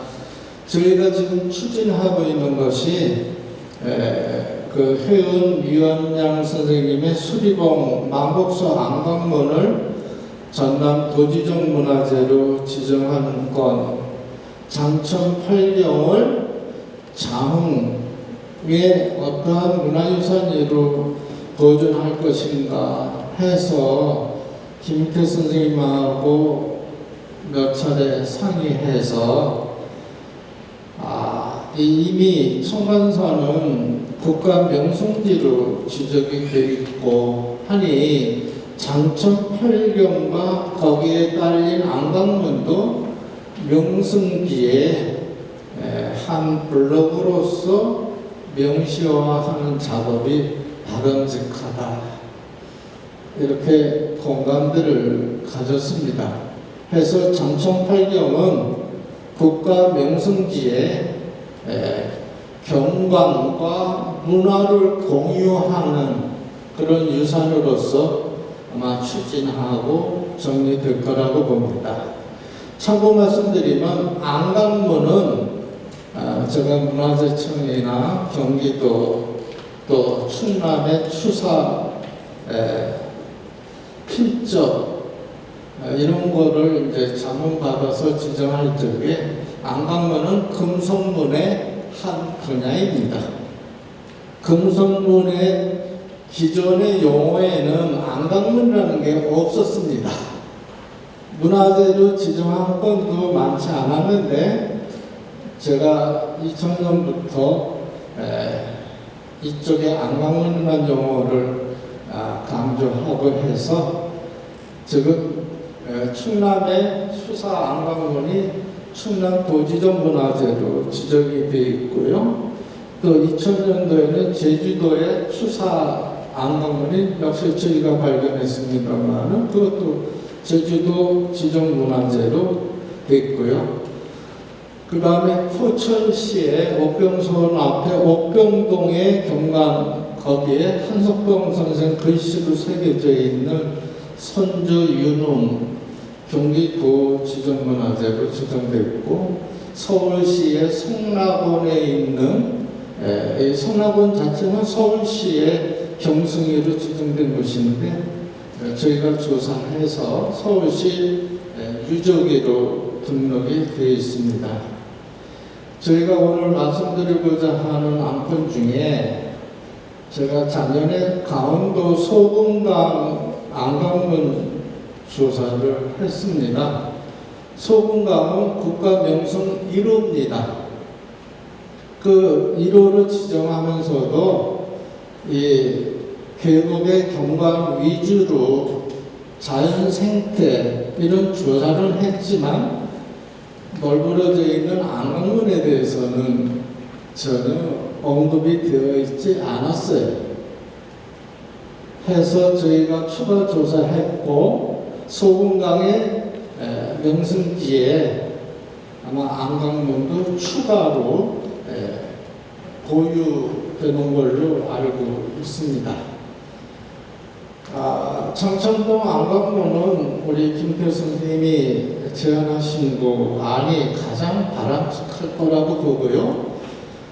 수리봉의 해운 안강문은 우리 한시중 관장님하고도 여러 차례 상의했습니다만은 그분의 경술 구치 당시에 그 사적이랄까요? 유형적이 아닌 정신사적인 독립운동사 측면에서 봤을 때는 충분히 근대사 사적으로 국가 근대사 사적으로 지정할 만큼의 가치가 있다. 우리가 꼭 연대로만 문화재 지정하는 게 아니라 미래 유산도 미래 문화재로 예시하고 지정하는 것처럼 독립운동사적인 가치가 더 우선시되어야 되는가. 지역 문화에서 상징적 의미 이것이 더 중시되는가에 따라서 아마 지정 여부는 다르겠고 저는 이 자리에서 수리봉 안강문은 경술급치를 배경으로 해서 그 울분과 관계한 마음을 안강문으로 남긴 사례는 저도 30년간 이런 조사를 했지만 한 건도 보지 못했습니다. 그것이 남아있다는 거 어떻게 보면 기념비적인 유산인데 이걸 어떻게 하는 것이 더 바람직한가는 고민하겠지만 지역 문화유산 적어도 전남 도지적 문화재로 저희들이 마땅히 지정해서 보존하는 것이 현 수준에서는 국가사적으로 할 경우는 전무후무한 거기 때문에 많은 학자들의 이론이 또 있어야 할 사안 같습니다. 해서 저는 아마 전남 도지적 문화재 이쪽으로 추진하고 있다. 또 우리 또 김태 선생은 전남 도지적 문화재의 위원으로 계셨기 때문에 그쪽 길이 가장 잘 처리될 수 있는 방안 해서 지금 조사 보고서를 정리하고 전문위원들 종합 의견서를 이렇게 5분을 의뢰해서 받고 있습니다. 이혜준 교수, 우리 후남 지역에서 많은 문화재를 조사하고 심의하고, 또 순천대 홍영기 교수, 또 우리 김희태 선생님, 또 우리 한시준 관장님, 또 국가사적문화재위원회로 있는 경기대학교의 이재동 교수, 이 5분에게 종합 소견을 청탁을 해놓은 상태이고, 금주 중에 접수되면 행정서류상은 다 갖춰서 이제 문화원을 통해서 이제 도나 또 명승지 지정한 그런 부서류가 추진이 되리라고 봅니다. 성과 보고 내용에 대해서는 우리 갖고 계신 자료집이나 영상 자료를 통해서 보실 수 있으니까 그쪽으로 미루고, 우선 제가 추후로 장에 와서 진행된 것이 운암 정두음 선생의 운암집을 번역하면서 또 운암 선생의 그 새로운 자료, 또 이분은 또 호남에서 3분이 경술련 때 자결하셨는데, 김제와 곡성에서 자결하신 분은 68년도에 건국 훈장 애국장을 추수받았는데, 장흥의 운암 정두음 선생만 누락이 됐어요. 이러한 사실을 우리 한시준 관장님도 깊이 또 관심을 가지셔서 실제 연구원이 지난주에 현장 조사도 했고 앞으로도 계속될 사항입니다. 우리 한시준 관장님 좀 더 관심을 가져주십사. 박수 한번 주십시오.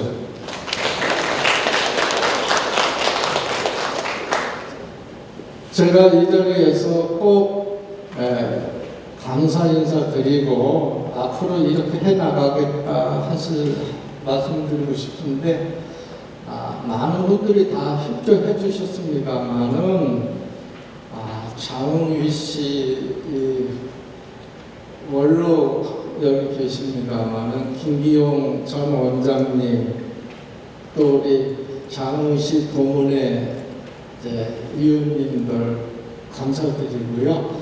그 중에서도 현장에서 같이 한 몇 분을 꼭 인사드리고 싶습니다.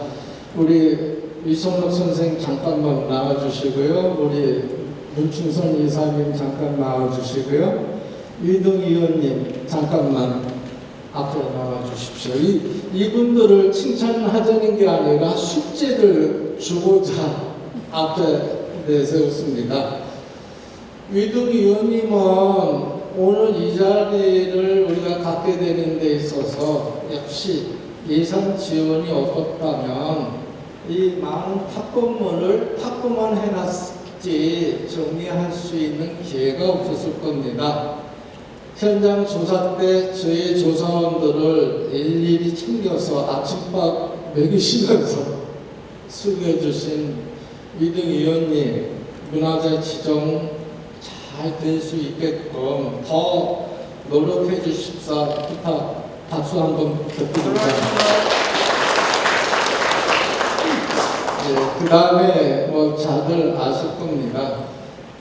유성록 선생은 서울에 직장이면서도 저희 안강원 조사하는 1년 내내 그 추운 겨울날 청만산에 같이 올라가서 이끼를 제거하면서 생전 처음에 아마 안강원 탑본도 봤을 거고 정말 고생 많이 하신 분이고, 오늘 이 전시회에 우리 회은 선생 초상, 또 대의, 영정, 또 현판 조사 끝나고 이런 많은 유물들을 수습하는 과정에서 아직도 진행 중입니다.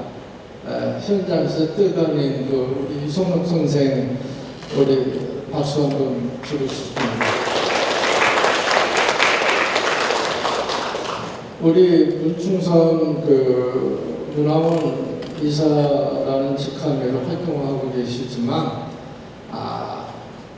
우리 문화 정돈 선생 그 현장 조사 제보 또 석대들 뭐 탁권하는 과정에서도 일일이 참가해서 아마 제가 장을 떠나더라도 이 분들이 아마 이 후속적인 사업을 계속 해가리라고 봅니다. 앞으로 더 열심히 해달라고 박수 드립니다.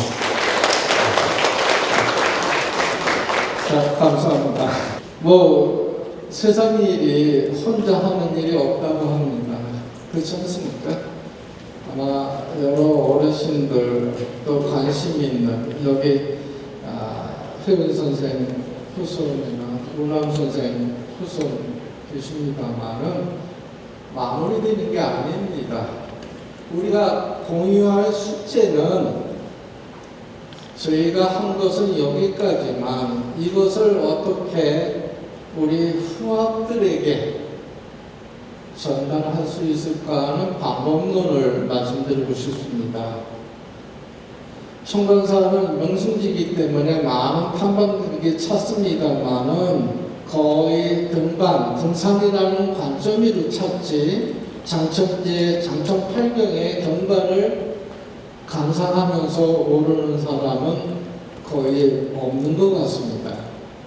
장천계곡에 처음 들르니까 눈에 띄는 것이 1박 2일 팀들이 다녔던 길, 강호동길, 이승기길 이런 편말은 있는데 이 장천제 가는 길, 또 여기 도하량 안강문 가는 길 그런 편말은 전혀 없습니다.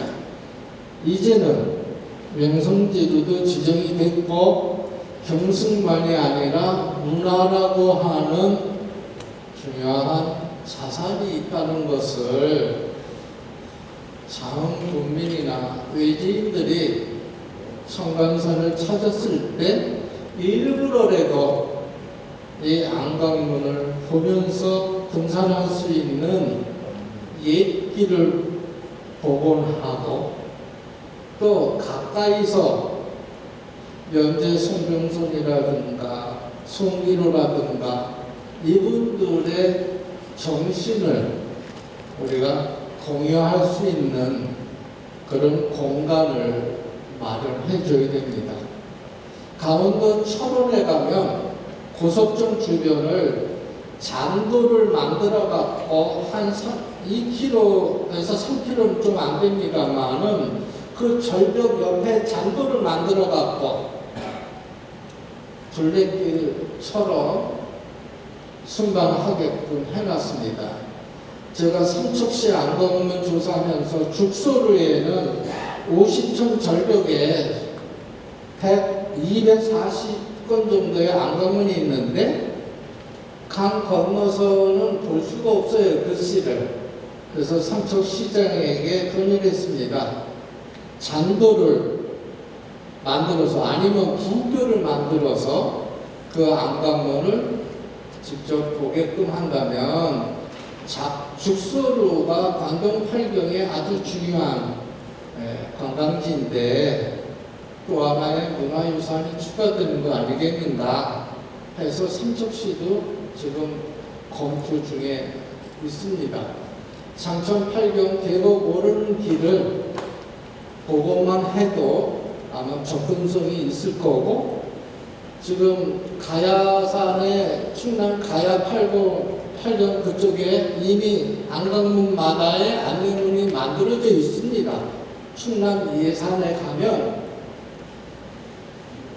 가야 팔경 거기에 안내문 그 만든 것과 안내 이런 표석들 이런 것들이 있으니까 장천팔경 충분히 지정 여부를 떠나서 할 수 있는 사업이다 이렇게 말씀드리고 싶고요.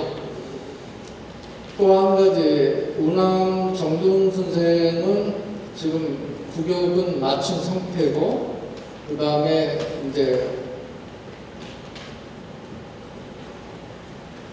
국립기념관 연구원들이 이제 추서 작업을 진행하고 있습니다.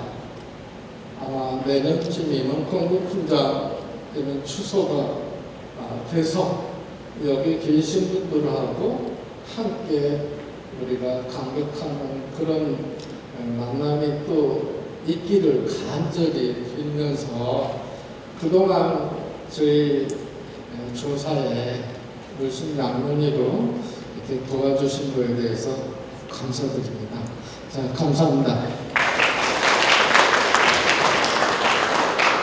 한 사람 뺐네요. 굉장히 섭섭해 하는 것 같아요. 이종만 사무국장 박수 한번 주십시오. 작년과 올해 그 안강문을 교수님과 함께 동행하면서 정말 많이 배웠고 또 즐거웠습니다. 저도 이제 그림을 그리는 사람이라서 그런지 모르겠지만 안강문이 예사롭지 않았고요. 혹시 여기 계시는 분들 중에도 자은을 그 산에 등반을 하다가 바위를 한 번씩 더 쳐다보시면 혹시라도 안강문이 있을 수도 있거든요. 그래서 꼭 보시면 사진을 찍고 위치를 좀 알려주시면 제보를 해주시면 이제 저도 이제 탁본을 좀 잘 뜨게 됐습니다. 그래서 탁본 전문가는 아니지만 탁본을 잘 뜨니까요. 탁본도 뜨고 정리도 하겠습니다. 네, 감사합니다. 다시 한번 우리 홍 교수님께 큰 박수 부탁드리겠습니다.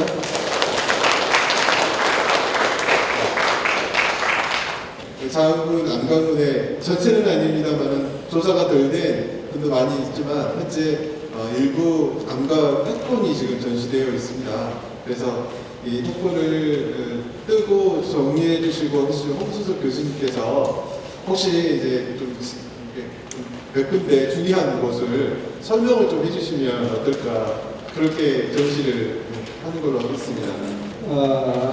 이쪽에 그 큰 글씨만 우선 보면 위시 소홍정지라는 탁본이 있는데 우리가 그 금속문에 있어서 보는 관점이 서예사 금속문이라고 했을 때 그 금속문을 우리가 어떻게 활동하느냐의 가치성에 있어서 서예라는 측면에서의 가치가 되고요.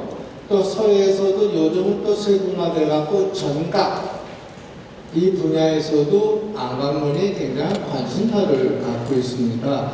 탁본이 왜 필요한가 하냐면 최근의 예로 그 대구 인각사의 그 비석을 파손이 됐는데 국립중앙도서관의 탁본이 발굴이 됨으로써 신라시대 때 삼국유사를 저술했던 인각사입니다. 국립중앙도서관의 탁본이 소장된 게 발견됨으로써 원본으로 그대로 복원해서 건립을 했습니다.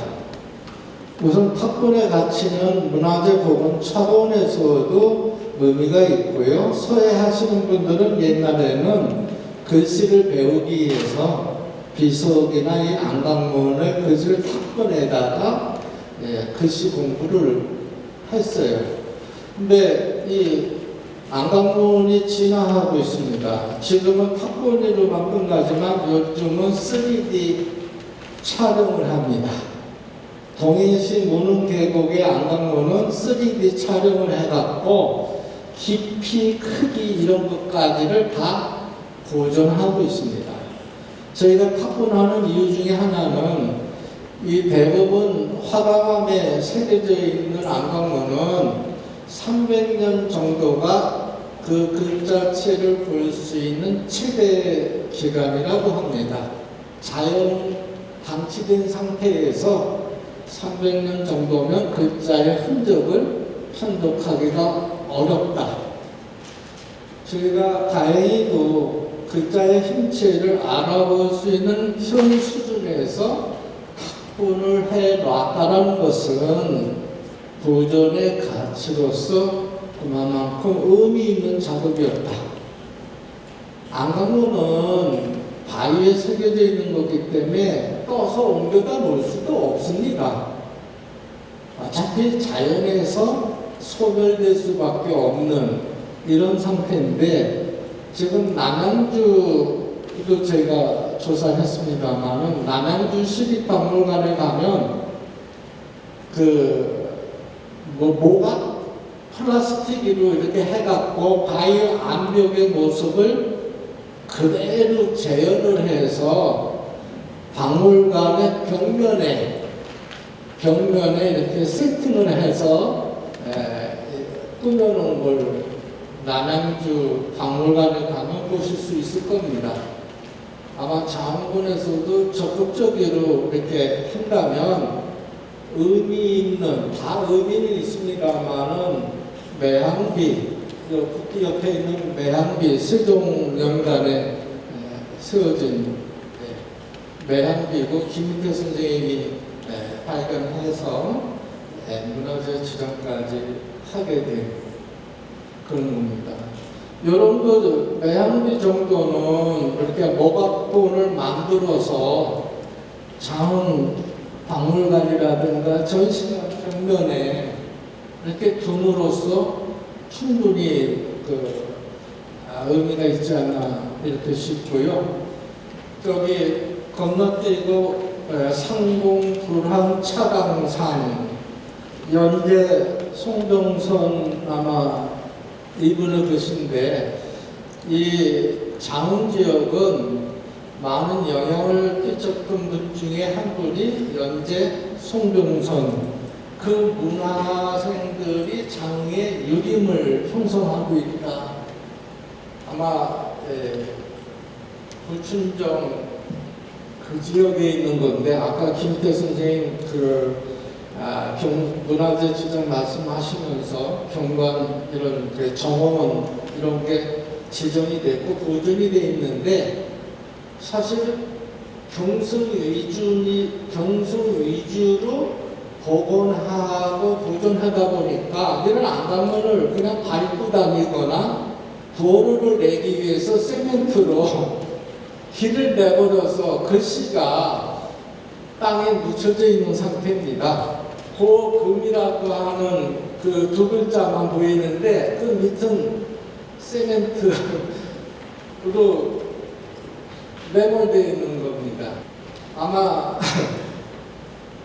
글씨는 그대로 있을 텐데 도로를 내기 위해서 묻혀진 거니까 앞으로 문화재 복원 보존에서 이런 것까지 또 세심하게 관심을 가지면 좋지 않을까 이런 생각이 들고요.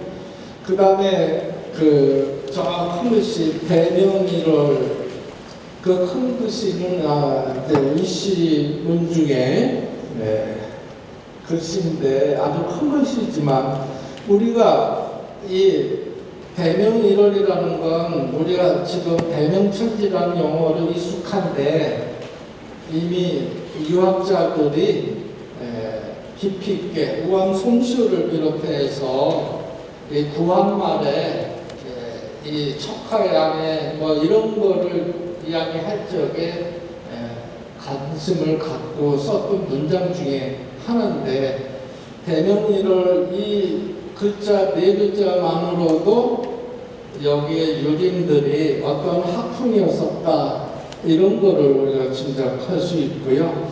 그 다음에 뒤쪽에 장천팔경 그 안강문들을 그쪽으로 다 몰았네요. 지금 뒤쪽에 촬영하는 그쪽입니다. 입구에 장천동문이라고 돼 있고, 활수연, 월영당, 세이천, 타경대, 청진심원, 백절탄, 도하량. 가장 나중에 발견된 것이 백절탄입니다. 장천동문 글자 밑에 있는 건 백절탄입니다. 제가 누구 글씨가 언제 새겼다 단정하지 않은 채 예상하고 있는 단계에서 말씀을 드린다면, 연재 송동선 선생님이 청강산에 장흥의 제자들과 함께 오르고 내려와서 장천자에 머무를 당시에 글씨를 남긴 걸로 생각되었습니다. 그 좁은 하천이 100번 꺾어져 흐르지만 결국은 동해 바다로 흐른다. 바다로 흐른다. 세상에 많은 굴곡을 살지만 진리는 오로지 한 곳으로 모아진다. 만절동, 백절천, 백절판 전국의 여러 곳에 그런 문구가 있습니다. 그러니까 불굴의 의지를 담은 안강문이 바로 백절판입니다. 그것이 장흥의 의를 말해주지 않겠나. 작은 하천이 100번을 꺾어져 흐르더라도 결국은 바다에 이르게 된다고 하는 백절불굴의 그런 정신이 담아져 있는 안강문이라는 거, 오늘 의향 장흥에서 꼭 좀 관심 있게 봐주십사 이렇게 말씀드리고요. 그 다음에 오늘의 가장 그 관심사가 지금 촬영되고 있는 수리봉 그 망곡서 안강문입니다. 2005년도에 우리 김기용 전 원장님이 발견을 하셔갖고 메모한 것을 저한테 넘겨주시면서 당신은 힘에 붙여서 못 올라가지만 한번 확인해 달라고 해서 저희 조사반에 전혀 계획이 없었어요. 부춘정 조사 끝나고 저녁 무렵에 3시인가 4시에 올라가서 발견하고 내려왔고요.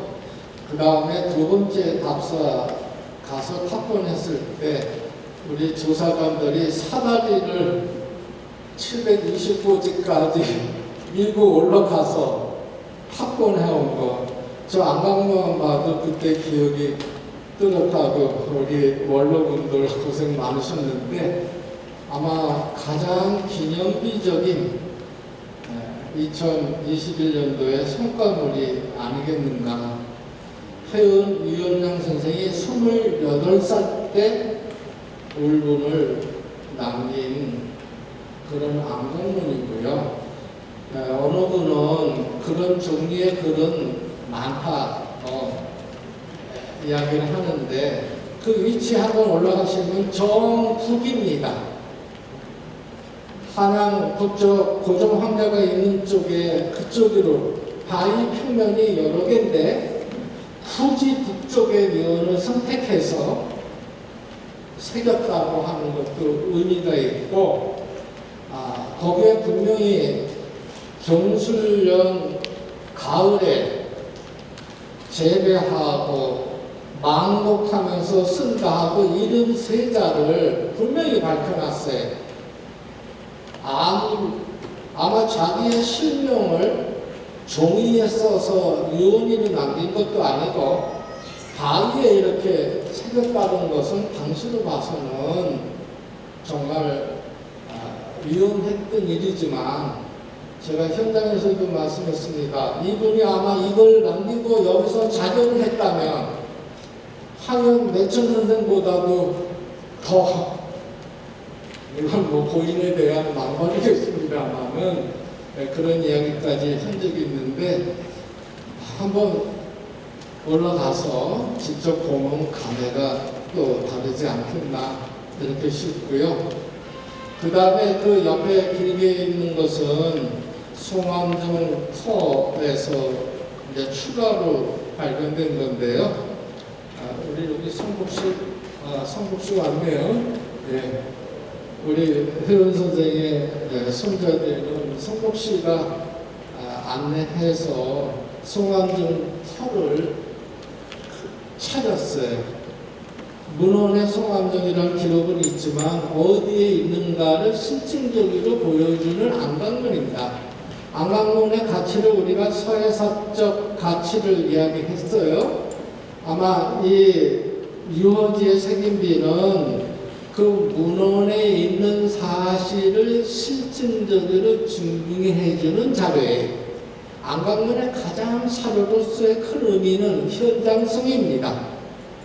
일반 비석의 글은 옮길 수가 있지만 안강문의 기록은 옮길 수가 없어요. 그렇기 때문에 우리 연구자들이 현장의 증거 자료로 가장 중시되는 것이 안강문이다. 이런 걸 말씀드리고 싶고요. 그 옆에 글씨가 100년밖에 안 된 건데 많이 훼손됐고, 이것은 그 마을에 그 뭐라 그러나요? 그 하수 공사하는데 회원 선생이 자금을 시사하셔갖고 수로를 개통하는데 큰 바위를 부수고 이렇게 해서 관계시설에 도움을 줘서 지역민들이 편하게 농사질 수 있어서 아마 그 당시에 주민들이 공적비로 세운 것입니다.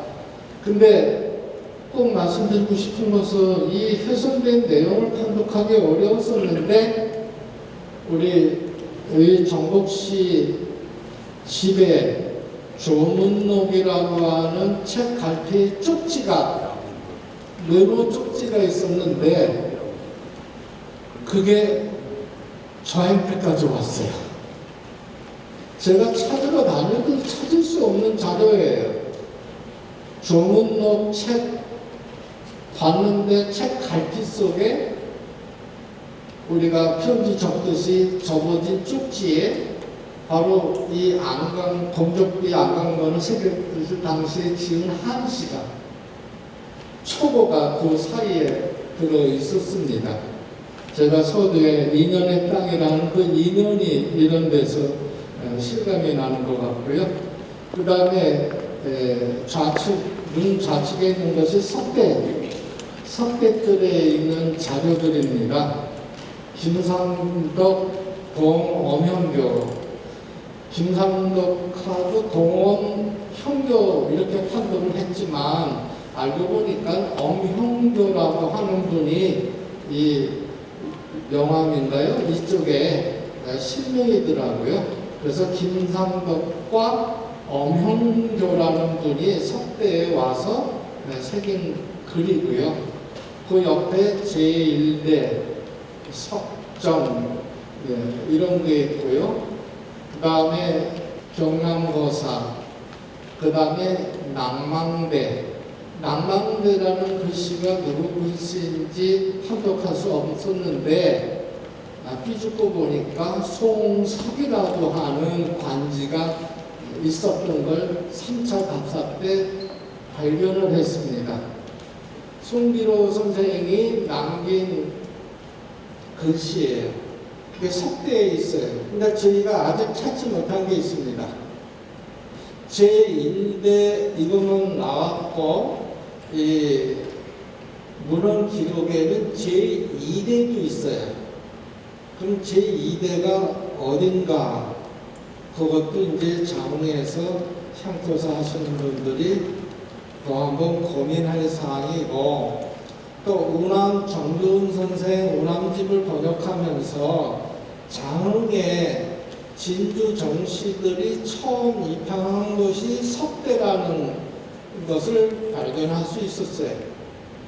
그래서 장흥의 진주 정씨가 석대 주변에 바로 입항했다. 그 시기가 바로 정광로라고 하는 분이 세조 창탈 사건 개유 장난을 피난해서 이 당시에 왔으니까 그 연대도 아주 오랜 연대입니다. 그러니까 이건 진주 정씨 가문에서도 관심을 갖고 석대사가 거기 있었고 입향에서 살았던 마을이 석대라는 사실에 좀 더 관심을 갖고 앞으로 더 연구되어야 될 거다 이렇게 생각합니다. 불춘동이라고 있습니다. 그렇죠? 네, 불춘동. 바로 불춘동은 경순이 뛰어나서 이미 정원의 그 문화적 가치가 인정이 됐는데 아직까지도 이제는 시작했습니다만 불춘동이라는 글씨는 바닥에 있어서 그냥 밟고 다니고 있습니다. 그러니까는 어떻게 보존해야 될지를 같이 고민할 거고요. 그 다음에 여기 동감처사, 김공, 칠리, 평탄 이 글씨들 전부 이 화소문인들, 중앙 이런 분들의 글씨니까 가치가 있고요. 그 다음에 이 맨 이쪽에 있는 각 외도를 물리친 곳, 각외동은 아마 우리 초등학생들에게도 아주 정신적으로 이렇게 설명해서 알려줍니다. 한 마을의 주민들이 힘을 합쳐서 외부의 침입을 막을 수 있었다 해서 이 동네 이름도 곽외동이라고 이렇게 했고 이런 안강문을 새겨서 전하게 했다.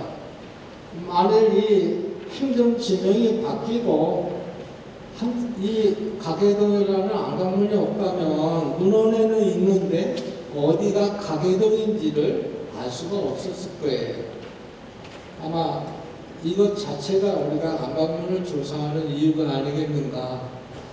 이제 단상만 설명하면 되겠습니다. 용호입니다. 글씨도 힘차고 보존 가치가 아주 높은 글씨입니다. 여기 동강이라고 하는 글씨도 그렇고요. 이런 것들은 탁본이로 끝날 게 아니라 복원해서 모각본이라도 이렇게 아마 요즘은 제가 제안하는 방법 중에 하나가 서각하시는 분들이 저희랑 같이 다니면서 탁본을 하는 걸 갖고 서각을 합니다. 우리 잠깐 현판 좀 하나 들어주시겠어요? 지금 혜은이라고 하는 현판을 들어 보이고 있는데 그 옆에 설주라는 분이 쓴 글씨고요. 지금 장훈희 씨 족보라든가 다른 기록에 보면 혜은이라는 해자를 마음신변에 이렇게 매일 매자를 써갖고 뉘우칠 해자로 혜은이라고 표기된 것들이 많이 있습니다. 이 현판이 바로 금음해자 혜은이라고 하는 걸 증명해 주는 거 아니겠습니까? 설주는 보송의 연고를 둔 아주 우리나라의 또 대표적인 서예가입니다. 이런 유산들이 그냥 후손이 가장으로만 갖고 있을 게 아니라 이게 공유할 수 있는 문화유산으로 항시 볼 수 있는 그런 조치도 필요할 거고 바로 이 용어라든가 동강이라든가 이런 글씨는 여기 장흥에도 서각하시는 그 예술인들이 많이 계실 테니까 저런 서각이라도 남겨놓으면 가위가 없어지더라도 글씨는 남아있지 않겠나 이렇게 말씀드리고 싶고요. 이게 불춘정 정답만 뛰어난 것이 아니라 이 문화적 영향도 아주 자랑할 만한 곳이니까 여러분 안강문에까지 관심을 갖고 보존을 같이 고민해봤으면 좋겠습니다. 우리 지역에 다 있는 겁니다. 그 자리에 가면 또 그대로 있습니다. 저희가 그 탁본을 떠서 이 자리로 옮겨온 것이죠. 자, 그 자리에 그러면 우리 여기 우남 정동훈 선생님 외지에서 오셨는데 인사 좀 드리시고 우리 장학분들하고 같이 할 일들이 많습니다. 안녕하세요. 진주전시 충남본파 33세 정용길입니다. 우리가 운암 선조님이 지금 한 4대까지 오래 흘러버려서 보건법에 3대가 너무 추수받기 어렵다 해서 우리 황기 아저씨께서 다른 노력을 해가지고 부산 등록을 하고 있습니다. 단장님께서 김기룡 선생님께서 좀 힘써주시면 감사하겠습니다. 고맙습니다. 제가 이렇게 앞에 모신 것은 이제 진주 정시 대종의 차원에서 원암 선양을 위해서 장문화원에 많은 지원을 해주셔야 됩니다. 우리 문화원장님과 별도로 만나서 아마 우리 관장님은 약속을 하셨어요. 추서 작업은 독립기념관에서 한다. 추서 기념일을 저희가 운암집 출판 기념회도 같이 할 생각입니다. 그런 건 우리 운암 윤중에서 자리를 만들어 주셔야 될 것 같습니다. 약속하실 수 있죠? 이 현판이라든가 많은 그 회원 선생의 유물을 보관하고 계시고 일부를 관산에 방촌유물관에 가탁 해놓은 상태이고 아직 정리되지 않은 자료도 상당 수 있습니다. 제가 한편으로는 가슴이 좀 아프고 한편으로는 좀 아주 기분이 가슴이 벅찬 그런 경험을 요즘 하고 있습니다. 한편으로는 가슴이 아픈 것은 그 당시에 1910년도에 얼마나 가슴이 아프셨으면 그 술봉에 가서 이렇게 안강문을 남기셨을까 하는 생각이 들고 그 이후에 우리 어르신과 여러 가지 말씀을 들었습니다. 제 증조부님이 많은 선행을 하셔서 어르신들이 그 부분에 대해서 많은 말씀을 많이 해주셔서 그런데 오늘 지난번부터 작년부터 이렇게 그런 얘기를 듣고 제가 생각에 이런 것들을 보다 수면 위에서 수면이 올라와서 제가 알고 있었으면 제 삶이 또 조금 더 뭔가 바뀌지 않았을까 하는 생각을 하고 있습니다. 앞으로라도 그런 선조들이 그런 할아버지의 뜻을 받들어서 그런 부분이 이웃을 사랑하는 그런 마음으로 살아가도록 하겠습니다. 여러 가지로 하여튼 이렇게 수면 위로 그 망곡처가 수면 위로 올라오면서 올라오게 해주시고 그리고 홍성석 교수님 그리고 정원 좋은 마음 감사합니다. 기리기 해방이다.